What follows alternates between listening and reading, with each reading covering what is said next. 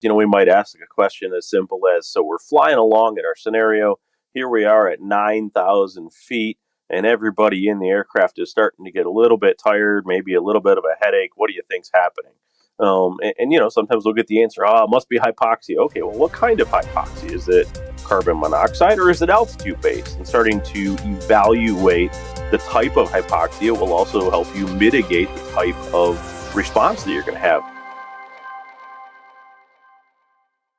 Hello, and thank you for joining us for episode 65 of the Aviation News Talk podcast, where we bring you general aviation news and relevant information and tips that pilots like you can hopefully put to use someday.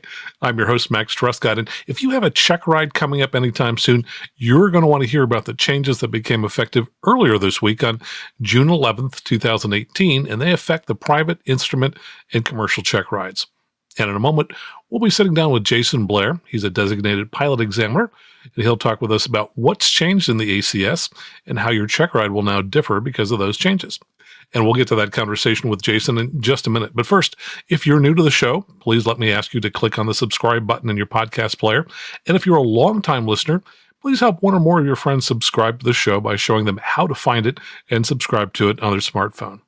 And if you really enjoy this show and are looking for more, you can go out to our Patreon website for free, where you'll find various links and other interesting stories that I post on the blog portion of that site every week. And if you feel like making a small monthly donation that'll be billed to your credit card, you can also do that. To get to the Patreon site, just go to aviationnewstalk.com/awesome, or just go to the aviationnewstalk.com main webpage and click on Help the Show at the top of the page. Now here's my conversation with Jason Blair. Now let me tell you about Jason Blair. Jason is an FAA DPE or designated pilot examiner who gives check rides to pilots, and he's also an active flight instructor. He's the past executive director of NAFI, the National Association of Flight Instructors, and he's served on a number of industry committees. He's also one of our supporters of this show through Patreon, and you may remember him from episode 47 when he talked about the CFI shortage, and episode 39 when he talked about the pilot examiner shortage and common problems that people have on their check rides. Jason, thanks for joining us yet again on Aviation News Talk podcast. It's an absolute pleasure to be back with you again. Looking forward to chatting about the ACS and some recent changes. Well, it seems like the FAA just continues to make these changes. Are the changes coming at a more rapid pace? I seem to recall that we went 10 years without changes to the private in the past. They're really not coming at what we'd call a major rapid pace. And in fact, actually, we're trying to only make the changes happen about once a year. The reality is recently we had another change back in April that was a very minor change, but really had a big effect. We'll talk a little bit about that too, but the changes are not coming necessarily more rapidly. And what I'm really going to focus on here is the fact that the changes, if you're being trained properly and you're preparing as an applicant, are more of what we'll call administrata and aren't really going to affect how you do your maneuvers, assuming you're doing them the correct way in the first place. Okay. So how did you first find out about these changes, and when did they go into effect? This is a great question. And actually, if you go to the FAA's Airman Testing section of their website, in the upper right portion, there's actually a little button where you can subscribe to changes that are published. And typically, the FAA will put these changes out at least a month ahead of time with an effective date that's going to come in, 30 or 45 days after those changes are listed. And actually what happens there is it gives us a chance to, as an industry, make sure we get to update our training and do that. So if you have, take a little bit of time and go to that website and subscribe, it's going to go ahead and email you anytime there's changes like that do come out. Every great once in a while, the changes do come out and are effective more rapidly if there's something that's safety related or we need to make a change because a regulation has changed. But typically, this is something that does get planned ahead of time, and both applicants and the individuals doing the training for them can actually prepare ahead of time for this and make sure that when they become effective, you're ready for that change. Well, I imagine some people still get caught a little bit by surprise. It sounds like there's a formal notification system for DPEs. What about flight instructors? How do they find out? That's actually the same thing. If they hop on there and, do that email subscription, they're going to get the same email that a DPE will. And one of the things we try and do as an industry is make sure we put this out in publications like the AOPA Flight School Business, and EAA tries to push this out. And all of the flight instructor associations between FASANA and SAFE and NAFI all try to push it out. So a good CFI, if you're paying a little bit of attention and have a couple of these e-newsletters that you do get in your news feeds in your email, you're not going to miss it because it is going to be fed out there if you take a little bit of time and just review it. So, subscribing to any or all of these is a good way to make sure as an instructor you're kind of current and making sure you're not missing any of these types of changes. Well, even so, do you imagine there are still some pilots who've showed up for check rides this week and were just totally unaware of the changes? I'm absolutely certain there are, and sometimes that's a function of whether the instructor is really doing their job the right way and paying attention to that. But any of us can miss something.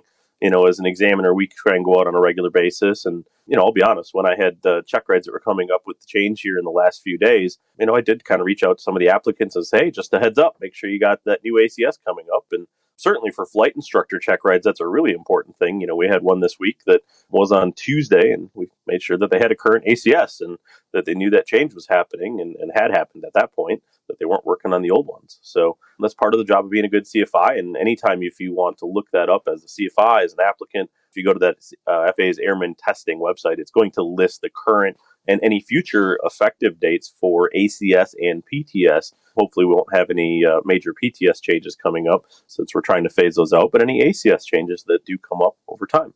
All right, and ACS, just remind everybody, stands for? That's the Airman Certification Standards, which is actually the replacement document for the practical test standards. And there's lots of reasoning behind that. You can go out and find some great FAA briefings on how the change to the ACS happened. But the gist is that's the document we're going to be using for now on at least the private instrument and commercial check rides, and hopefully in the next year or so for the flight instructor and ATP practical tests, the check rides. Well, in fact, those are the three that have just changed this week, when the fourth one would have been the remote pilot small unmanned aircraft systems, but we probably don't need to talk about that one. Let's talk about the private ACS. What's kind of changed on the oral side of that? Sure, and actually what I'm going to kind of do is give you a little bit of an overview, and what I'm going to say is the majority of these documents had very similar changes. If we look back about, almost 2 months ago in April, we did see actually a major change that was ACS and PTS based that most of us are familiar with, and that was the removal of the requirement to demonstrate use of a complex aircraft on both the CFI and the commercial check ride. It doesn't remove that training requirement. You can do some digging into that if you want to find a little bit more. But that was incorporated also into this ACS change for the commercial, which is kind of an important piece. So that is one piece that changed and continued into the now June version of those ACSs. But it cleaned up a little bit of the language in there. As we look at all three of these documents, they had a change that included the revision for basic med in all of them. This requires that the testing documents that we use, these guiding documents that the FAA uses, have to represent what we're going to use from a regulatory standpoint for both the knowledge and for the practical tests.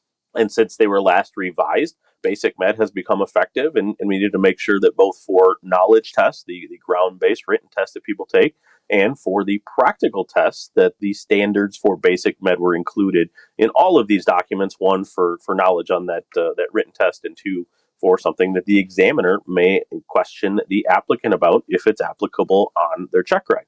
So that was one of the big major changes. As we look through the whole documents, there were really kind of some minor things that if things are going right, aren't going to really mean much to you. We had a little change of the FAA Flight Standards Division. They kind of reorganized a little bit. So some of the language in those documents had to change to meet that from an organizational standpoint. Not something that's really going to affect how your practical test goes, but it is something that from a documentary standpoint, they had to clean up. There was one little glitch at one spot in the instrument ACS where it didn't note the fact that you had to actually do the maneuvers using an instrument hood. So technically, somebody had pointed out you could have done that part of the check ride without a hood on. So they cleaned that up. They did some clarification of centerline thrust aircraft demonstration if somebody's using a multi-engine aircraft, and some language things to accommodate things like configuring an aircraft per a manufacturer's recommendations. That way it does give some deference to the fact that if the ACS has one piece of language, but the manufacturer in their POH has documented something else that they'd like it to be done, that will take precedence. And so these kind of cleanup things happen. These are very, very complex documents as we think about all of the types of aircraft that people may train in the different environments. We certainly do miss stuff. I mean, they're not perfect. They're living documents. We do the best we can as an industry. And when they find things like this, those are big parts of the changes in terms of the bulk of the changes in those documents. So from a private standpoint, the standards really haven't changed. Everything you've been doing before has largely stayed the same. Let's see, you talked about basic med. What type of document do people have to carry these days to show that they're carrying basic med? And how do flight instructors handle the endorsements that used to have to be made on medicals? Sure, that's a great question. And actually, the endorsements for solos and things like that on a medical just are flat not done on the medical anymore for, we think, private or sport pilot or recreational pilots. They're actually just done in the applicant's logbooks or the student's logbooks, and that's what they carry with them when they fly. For the purposes of a practical test, that will suffice. And then additionally, when somebody needs to document that they are qualified under basic med for a practical test, they'll be able to bring with their completion certificate that they've completed that course and actually designate in IACRA, the FAA's online application processing system, that they are qualified under basic med. They will have documented that with the FAA, and as an examiner, we can see that much like we could verify that they had a medical on IACRA, and that suffices for us. We don't see any other documentation on the Checkride other than that completion certificate, and that they have designated the type of medical that they have when they submit that application for a practical test. Okay. Now I'm looking at the list of major enhancements here to the private, and it says for Operation iTask E that included SFRA and SATR if applicable. I actually saw something on Twitter a couple of days ago. What is SATR? I've searched everywhere and can't find it. That's a great question. And I was out at Western Michigan University when this first came out. We were kind of looking at it, and I got a text from one of their lead instructors that, what in the heck is SATR? Much like the Special Flight Rules Area, we've got a new acronym. It's the Special Air Traffic Rules Area.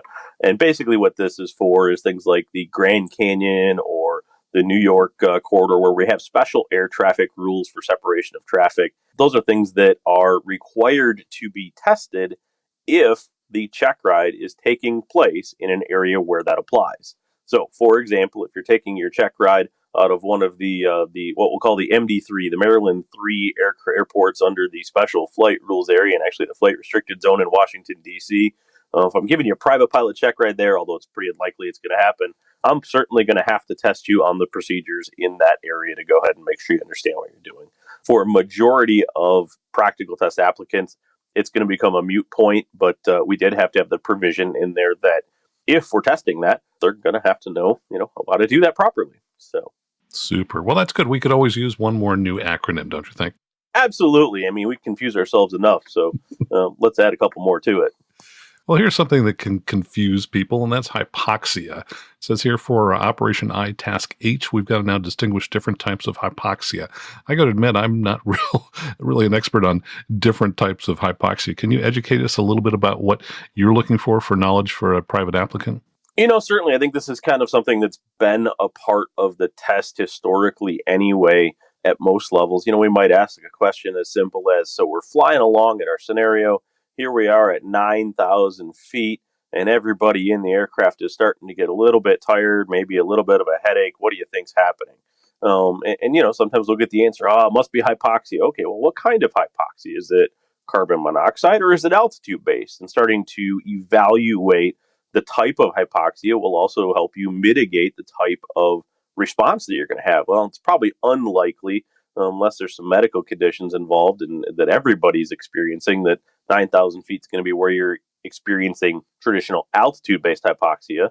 But it certainly could be something that was carbon monoxide-based hypoxia. And then, your mitigation factor, instead of, just grabbing the oxygen if you have it or doing a little descent, might include things like opening some windows, shutting the heater off, and trying to mitigate what types of systems are causing that. So as we think about the different types of hypoxia, could even go into, what if you had a passenger in the back who had a couple of alcoholic beverages prior to flight? This would be especially true if we're thinking about a commercial pilot applicant, where we might ask a question about, gee, the boss has you flying around and he had a business dinner and drank a couple glasses of wine. What types of aeromedical factors are they likely to be more susceptible to? And one of those might be hypoxia at a lower altitude. So that's kind of the differentiation that most of us are looking for on that type of a question when we think about, what types of hypoxia somebody might have to differentiate between in terms of how they evaluate aeromedical questions on a check ride. Okay, it says broaden scope of engine starting conditions in the knowledge element area of operation number 2 task C. Tell us about that.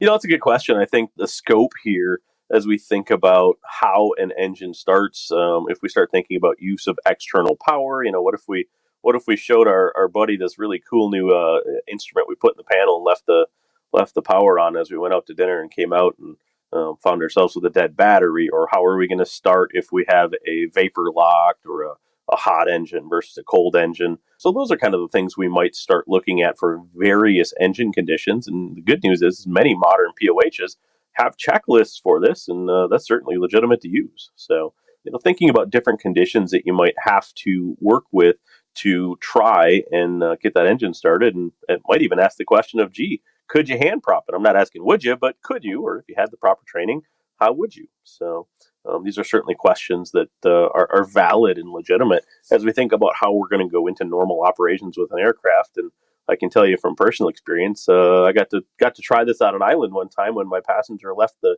cabin door in the back of a Cherokee 6 light on as we all went to dinner. So fortunately for us, we had a jump pack with us, and it was a 12-volt system, and we had prepared with some cables, and we managed to get it back going. But otherwise, it could have left us certainly stranded. And these are practical things that certainly happen to us as pilots, because we all certainly make mistakes and forget things once in a while.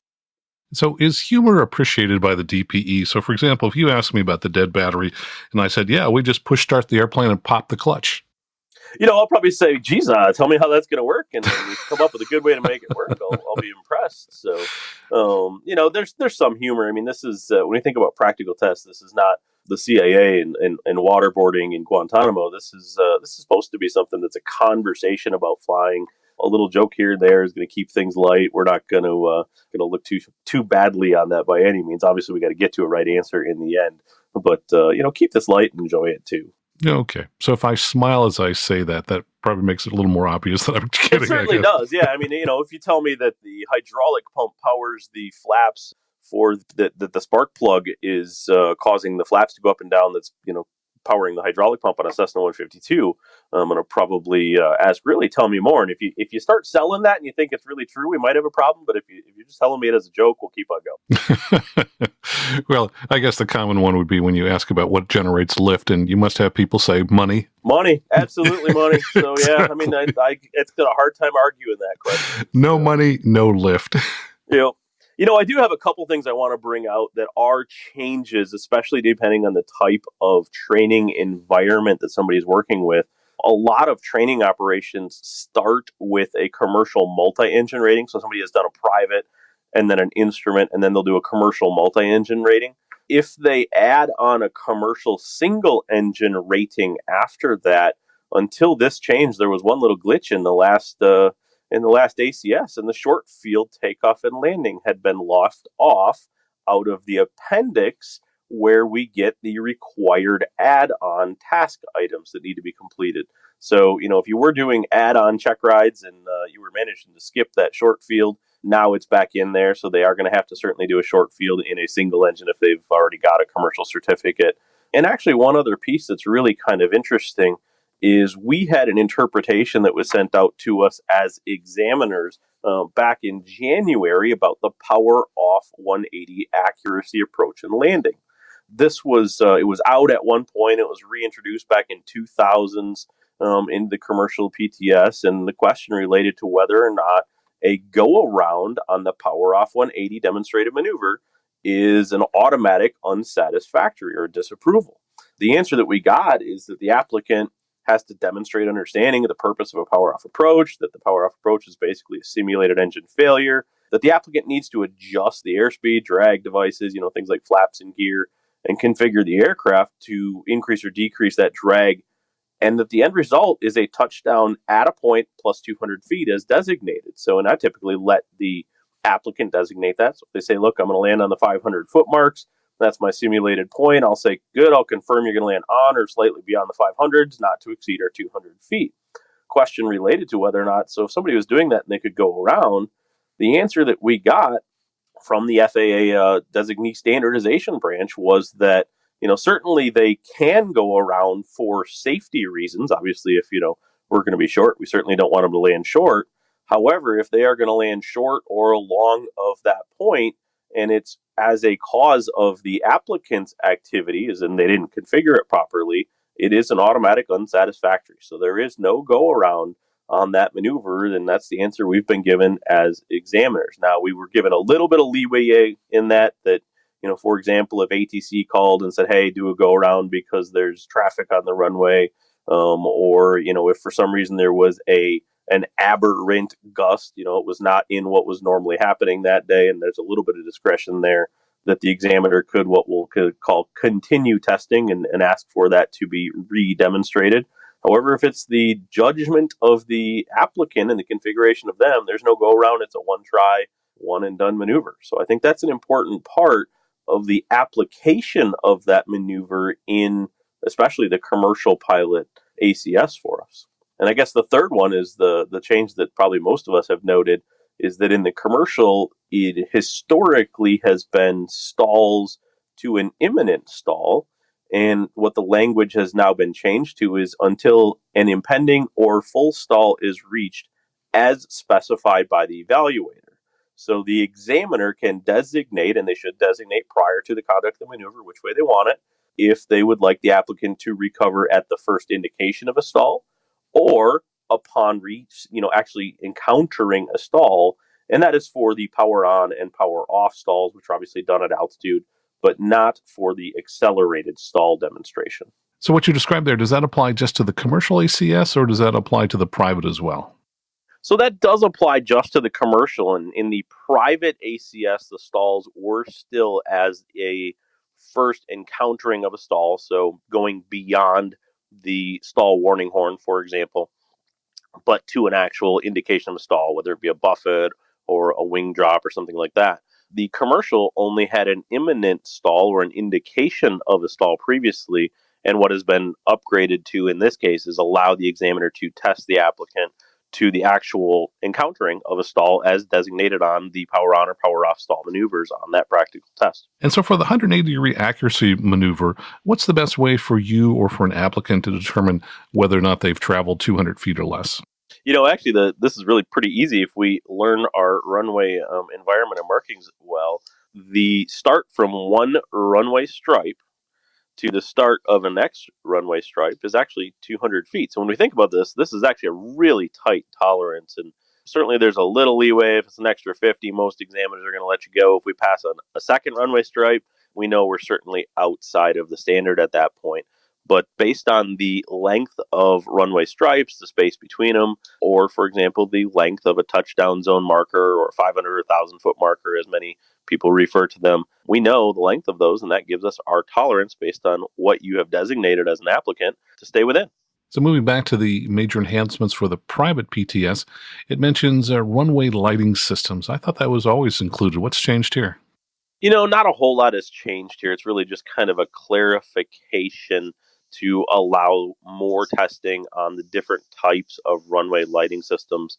I can't tell you if you were studying them before that you're going to see any major change in what the examiner is going to test here. It just matches the language a little bit better as to what's listed in many of the FAA reference documents and allows that testing to be a little bit clearer also on the knowledge testing side. Okay. I was talking with a DPE yesterday, and he mentioned a change. He said it's now essential that a applicant for the private have an airport diagram handy and available as they are flying the aircraft, and that he would be quizzing them about taxiways. Tell us about that change. The crazy part is I kind of thought this was always mandatory before. So I don't know that a whole lot has changed here from a practical standpoint where it's available. If there's an FAA published or otherwise published runway diagram, it's expected the applicant is going to be using that diagram to orient themselves around that airport. So it's part of just that airport operations task to make sure that they are staying familiar with charting that's available for that airport. And what about landing criteria? You talked about stabilize below 400 feet for all landings. This is an interesting part. There was one minor change in all of these that they did add the language of basically indicating a proper pitch attitude as well. This was not necessarily listed before, so we've got a stabilized approach that must be established and then maintained at a proper pitch attitude. And I think what we saw is a couple of what we'll call carrier landing attempts that were not necessarily at the proper pitch attitude, but somebody made the case that said, hey, the previous ACS just said I had to be on my spot and at a speed. They didn't say I had to have the nose up. well, I mean, we know if we land really hard and push the nose into the ground first, we're probably going to do some damage. But by adding this in there, that would make such a landing no longer in accordance with ACS standards, at least. And what about the emergency descent? I understand that they've changed, they've added a new tolerance to that? What they've added in there is a reference to the speed. And in many more modern aircraft, we do have a speed that is designated, whether it be in some cases the top of the normal operating range, or in even some aircraft the top of the yellow arc, and some, depending on the configuration of the aircraft, the reference is to a maximum manufacturer's recommended speed, and or if not designated in accordance with the airplane flying handbook. Whether that be with a drag or without drag is also a question as designated by the aircraft manufacturer. For example, as you well know, the Cirrus does not have you put drag in, right, Max? That's absolutely right. I was going to ask you about that a moment ago. You talked about the POH taking precedence, and yet in the private, it does say for the emergency descent uses a bank angle between 30 and 45 degrees. So I guess this would be an example where an applicant would be expected to follow the POH and would not have the aircraft bank.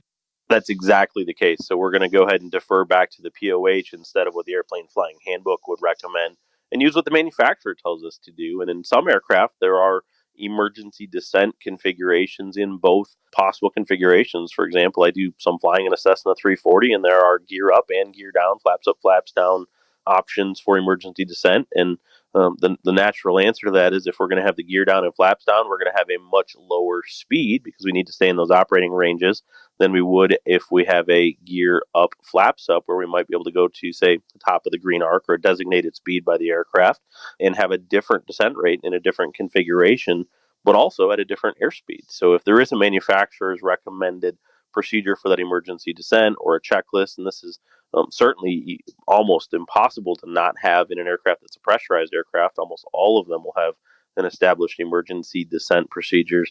Those will take the precedence over the airplane flying handbook, and the ACS makes an accommodation for us to follow what the manufacturer recommends to operate the aircraft most safely. And I would imagine an applicant bringing, for example, a Cirrus for a private check ride to an examiner who's not used to that probably ought to just kind of make that real clear that the POH differs. That's a great option there to think about. If you have your POH and you talk to the examiner and says, geez, I haven't done many Cirrus check rides. If you've got that POH in PDF, feel free to offer to send that to the examiner and get them so they're familiar with the aircraft, or at least have conversations before the maneuvers and say, look, here's how I've been taught to do them. Here's how the manufacturer recommends them. You're comfortable, Mr. Examiner, with doing the maneuvers in this fashion, right? And if the answer is no, well, maybe it's not time to even start that check ride. So, a good examiner is going to take the time to make sure that they're looking for POHs, and I think you and I both tend to collect them. Anytime I can get my hands on a digital POH, I try and grab it and even make some of them available on my website for other people to reference and use. But that's part of being a good examiner, is making sure we know what the standards for the aircraft are. If, as an applicant or instructor, you're not certain if the examiner knows that, have a little meeting ahead of time to make sure that everybody's on the same page about how the maneuvers are going to be conducted. Let's talk a little bit about the slip to landing requirement on the private PTS. I think that's one that folks may not be real familiar with. Have there been any changes in that area? And if not, just tell us exactly what you're looking for.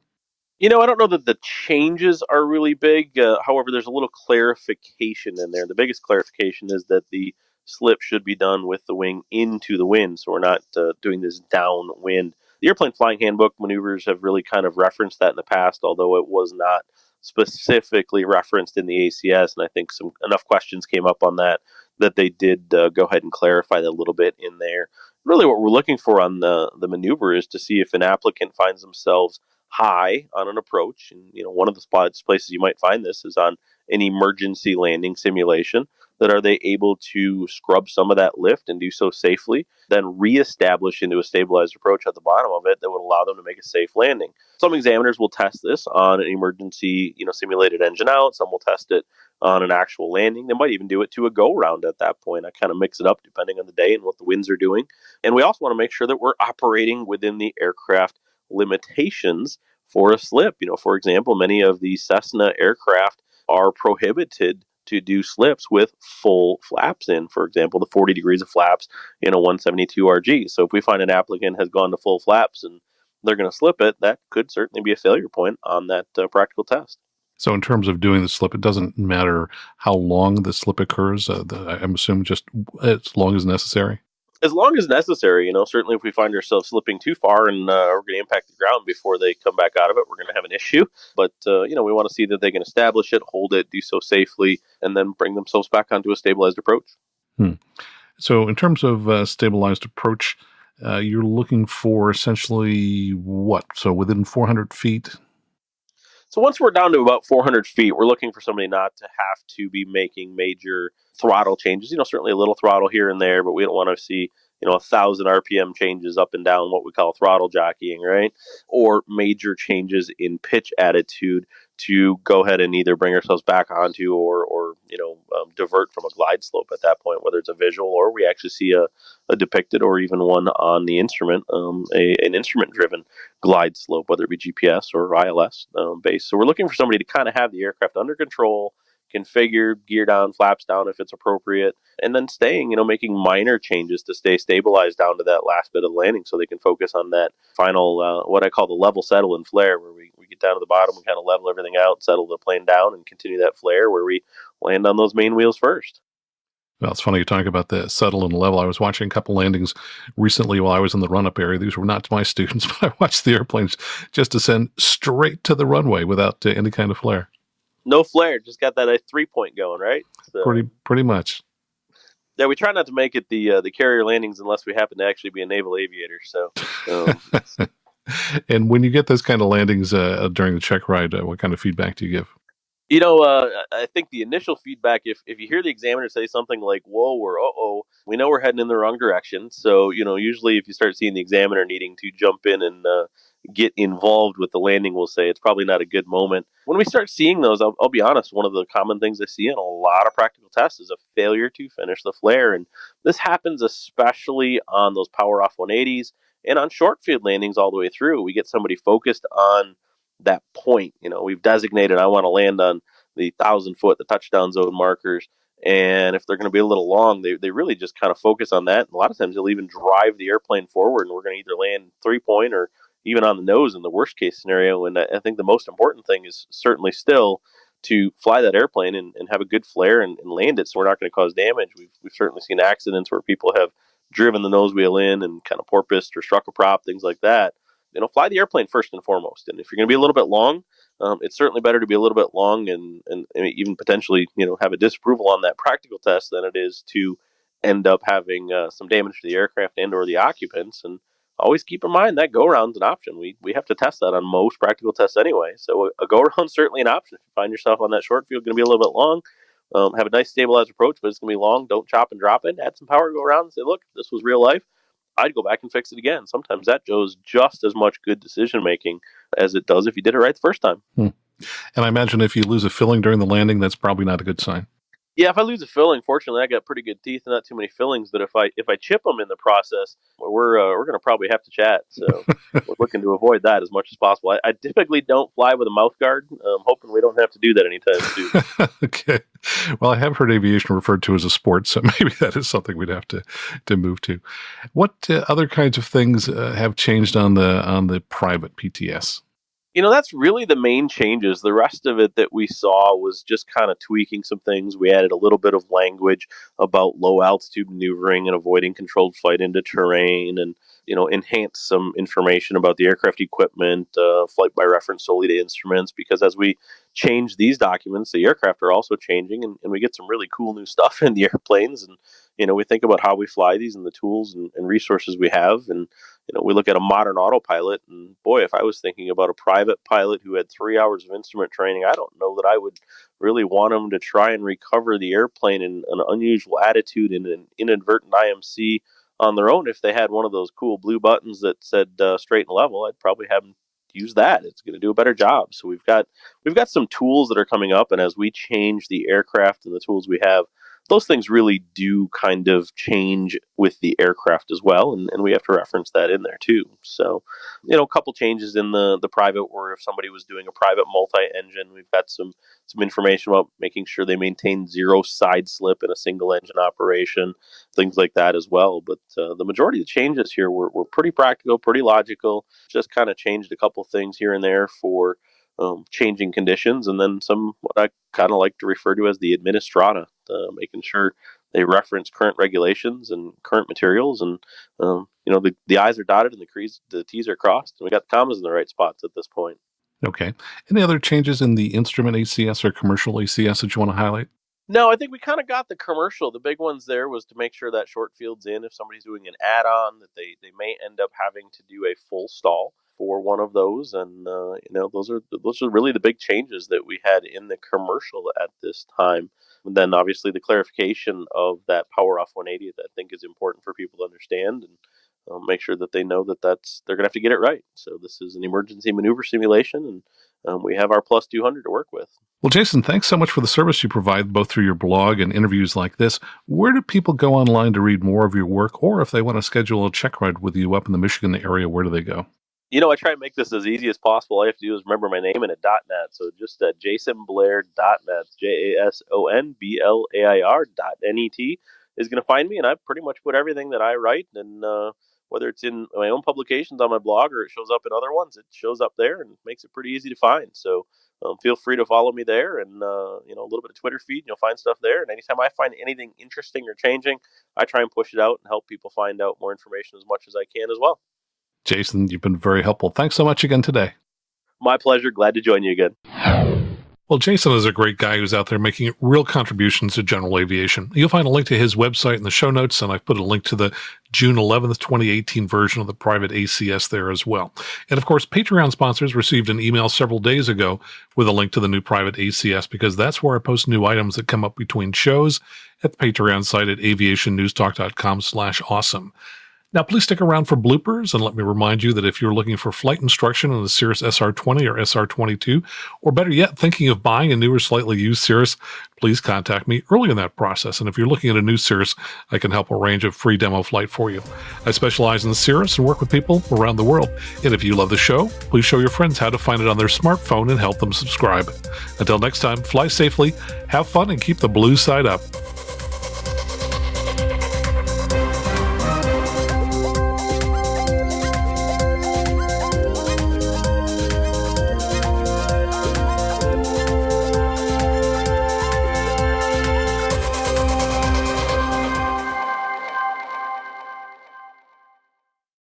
Okay, and you were talking about the 180-degree accuracy landing on the commercial maneuver. What's the best way for... Jeez. What is that? Hang on a second.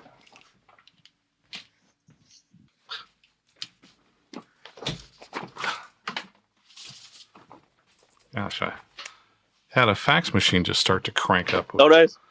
Lovely. What was I asking you? Oh, the 180 degree got it. maneuver, yep.